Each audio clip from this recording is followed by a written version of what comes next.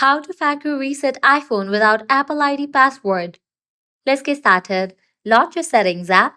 Now scroll down, navigate to the option of General. Scroll all the way down. Click on the option Transfer or Reset iPhone. Click on the option Erase all content and settings. Now click on Continue. Now enter your phone's passcode over here. Click on the option Skip Backup. Now you'll be prompted to enter Apple ID password. As you have forgotten the password or you don't know the password, you'll need to click on the option of Forget Password. You will be prompted to enter your phone's passcode. Type in that. Now generate new password for your account. After you generate new password, you'll be good to go. You have to enter that password over here that you have just generated now, and then you can go through the process to factory reset your iPhone.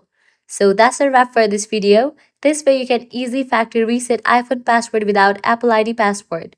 If this guide was helpful, do not forget to like, share and subscribe to our channel. Thanks for watching.